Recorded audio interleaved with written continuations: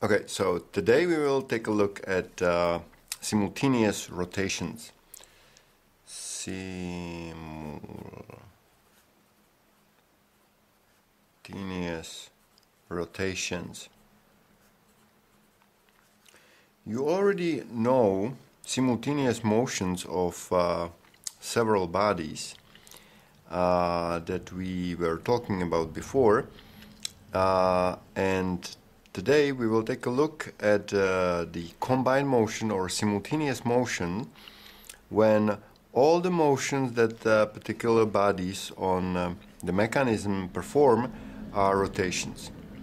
Now, for example, the typical example would be the differential mechanism that is present in every car. So here is the shaft to the engine, and we have one and the second one a driven wheel, and differential mechanism, as you can see, for example, works like this. So all the motions of all the bodies in here are rotations. Okay? So the most important criteria that we use is the position of the axis. So we could have a parallel axis, we could have concurrent axis, and we could have skew axis, which is typical, for example, for the screw gear. So here is an example of a screw gear.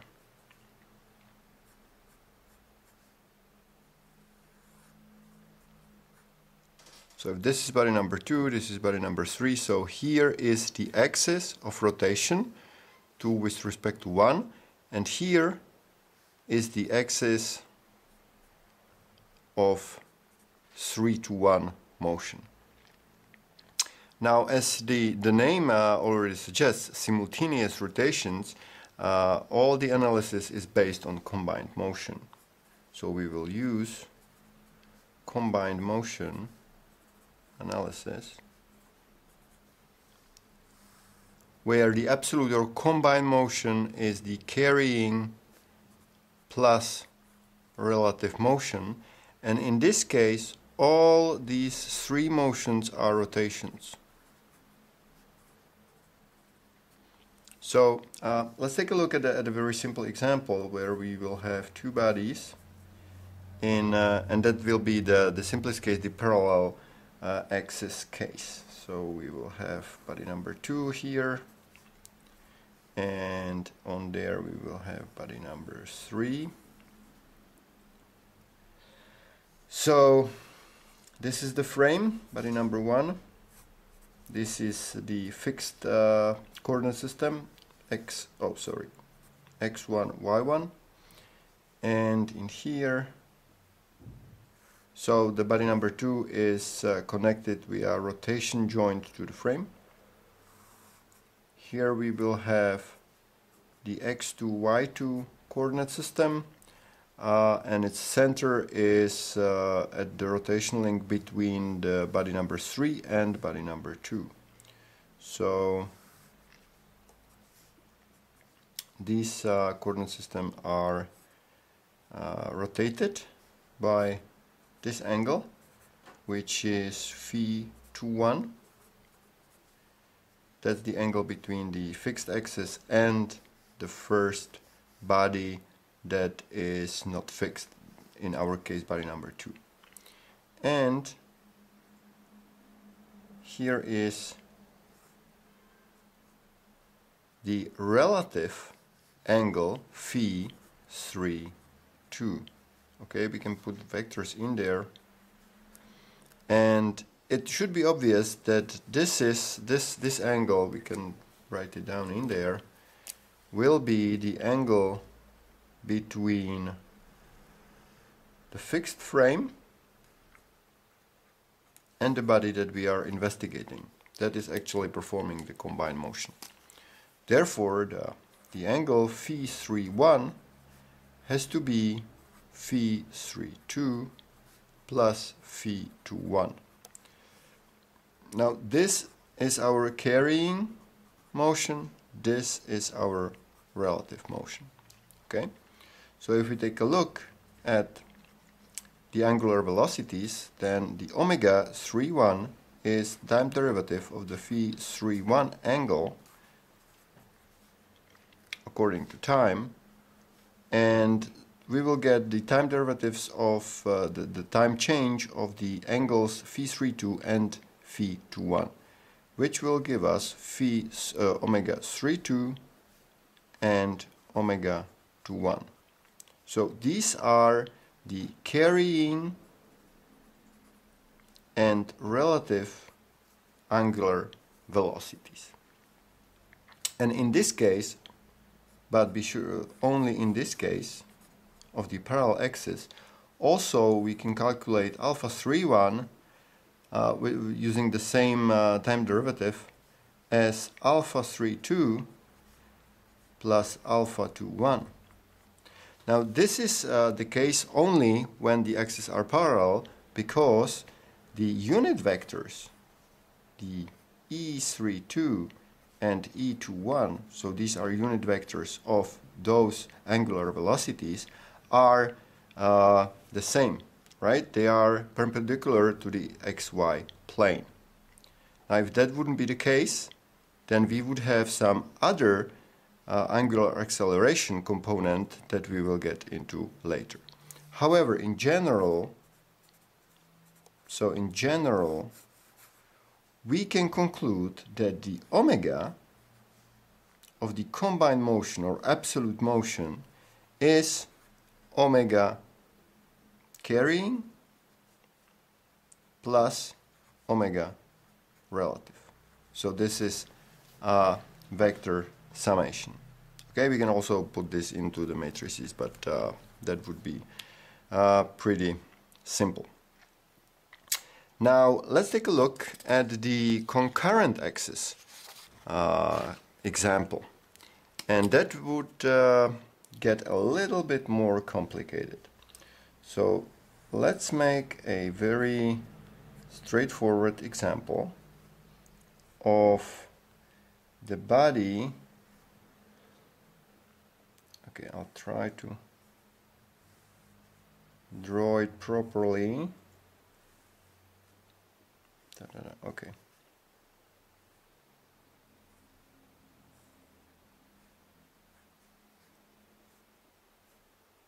Okay. So now I'll try to explain what this thing is. So this is the frame. This is frame body number 1. This is body number 2. This is also body number 2. And this is body number 3. So there is a relative motion between body number 3 and body number 2. So it's rotating this way, for example, 3 with respect to 2. And the whole thing, the carrier, the body number 2 that is connected to the frame, is also rotating this way. Therefore, the body number 3 is doing something like this, while also at the same time rotating with respect to body number 2. So this is the axis O21 and this is the axis O32. So if we take a look at the angular velocities, what we will get is omega 3,1, which is of our interest, is omega 2,1 plus omega 3,2. Omega 3,2. Okay, or 3,2 plus 2,1. Doesn't really matter. Okay, so this one, again, this one is carrying. This one is relative. Okay, so where are these vectors? So they are independent, so let's put them all in here. So let's say that this will be our omega 2,1 vector, and this will be our omega 3,2 vector. Okay, angular velocity. So how will we get, where will the omega 3,1 be? Well, it's a simple vector summation. So we'll just draw a little parallel line here and another parallel line here, and voila, here we get omega 3 1 vector. Okay, so far so good. So this is just a vector summation, so it's easy. However, now things get a little bit more complicated, because alpha 3 1, that's the angular acceleration of body number 3 with respect to the frame, is time derivative of omega 3 1. So omega 2 1 is always here on this axis, right? So the unit vector will be still the same. That's not the case for omega 3 2, right? Because omega 3 2 can change both its magnitude, how big it is, and also it's changing its direction because it's carried by body number 2. Okay, so for omega 2 1, the time derivative will be alpha 2 1, because the unit vector will still be on this axis. However, omega 3 2 has to be written as unit vector 3 2 times the magnitude omega 3 2. Okay, this together gives us vector omega 3 2, and this is the function of time, and this component is also a function of time because the magnitude can change. Let's say that we have some kind of a motor, some kind of a drive here, so the magnitude can change, and the direction changes due to the carrying motion of omega 2 1. So when we do the time derivative, we will have the time derivative of the unit vector by dt times omega 3 2 plus e3 2 times the time derivative of the magnitude omega 3 2 by dt. Now this component should be pretty easy because this is just the change of the magnitude. So what we will get is the unit vector times the change in the magnitude, which is alpha 3 2, the magnitude only, not the vector. So this together will give us alpha 3 2. Okay, so alpha 3 1 is alpha 2 1 plus alpha 3 2 plus something weird in here. So let's take a look at this part. So what is the time derivative of the unit vector e3 2 according to time? So it's a unit vector. It cannot change its magnitude, it still is a unit vector, but it changes its direction. And how is it changing its direction? It's rotating.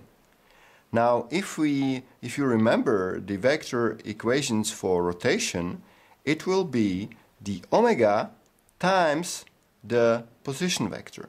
Now, the position vector in our case is e3 2, and the angular velocity vector will be omega 2 1 because that's the carrying component. Therefore, what we will get, okay, I'll try to put it all together, is alpha 3 1 equals alpha 2 1 here plus alpha 3 2 plus, and now this component is rotation, so it will be omega 2 1 times the vector e3 2. Okay, so what we will get is omega 2 1 times e3 2 times omega 3 2. Now when we multiply this, we will get omega 2 1 times omega 3 2. Now this component is called alpha r, where r stands for Resal, and in general we can write down that the alpha of the combined motion is alpha of the carrying motion plus alpha of the relative motion plus alpha r Resal, where Resal equals to omega carrying times omega relative. Now you might not hear the Resal component before.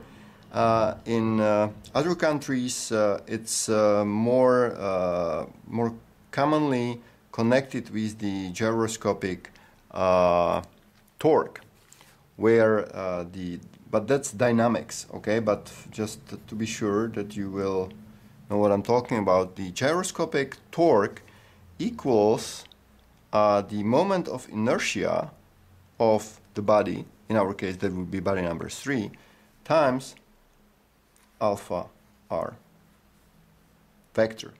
Okay, so this is the gyroscopic torque, and it depends on the moment of inertia, how the matter is actually composed in body number 3, or body that we are investigating, and Resal, angular acceleration.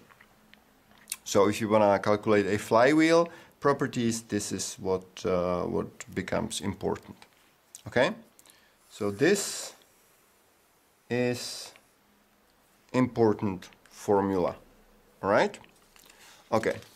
So before we will get any further, let's take a look at the alpha r in more detail. So alpha r is omega carrying times omega relative. It somehow resembles the Coriolis acceleration. It doesn't have those little 2 in here. So when is Resal acceleration equal to 0? So when the one of the components carrying or relative is equal to 0, but in this case we don't have really a simultaneous rotations, right? The important possibility is when the omega carrying is parallel to omega relative. Okay, so there could be a case when omega carrying is constant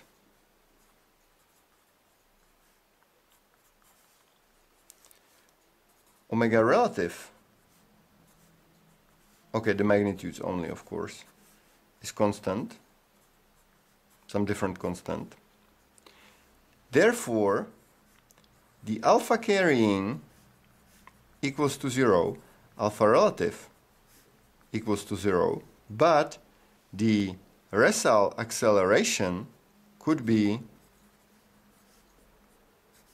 non-zero if they are not parallel.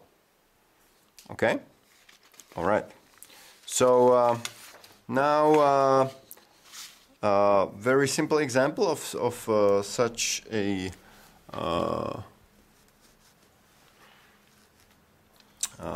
mechanism. So let's have some kind of a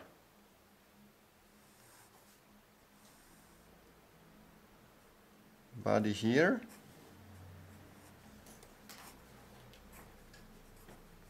So this is a axonometric view. So this will be body number 2, and there is this wheel that is connected to it. Okay, and that would be body number 3. Now the only given motion will be omega to 1, which might be constant, for example. So if you take a look from the top view, we will have carrier here, and here will be, this is body number 2, this is body number 3, and it's going this way. Hope it's straightforward. Okay, so if we know the distance, let's call this capital R, and we know the diameter here, let's call this small r, then we can directly, because this body number 3 is moving on a horizontal plane. Okay, so I hope that you can imagine how this thing works. So this body is rolling on the plane, and it's going this way, around and around and around, where omega 21 is constant. Therefore, omega 32, that's the relative motion between body number 3 and body number 2, between the body that we are investigating and the carrier, is also constant. Now, how big is it? Well, it depends on, further we are, the bigger the relative motion will be, and larger the radius is, the smaller omega 32 will be. Okay?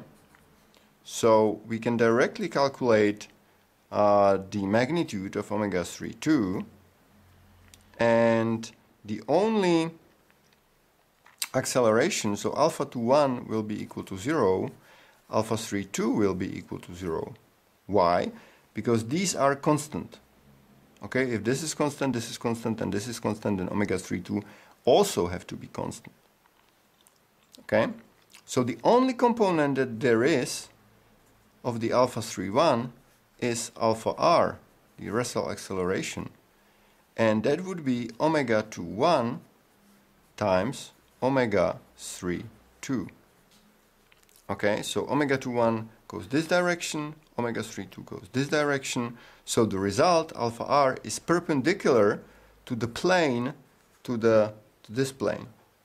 Okay, omega 21, omega 32, so 1, 2, 3. So alpha r will be going this direction.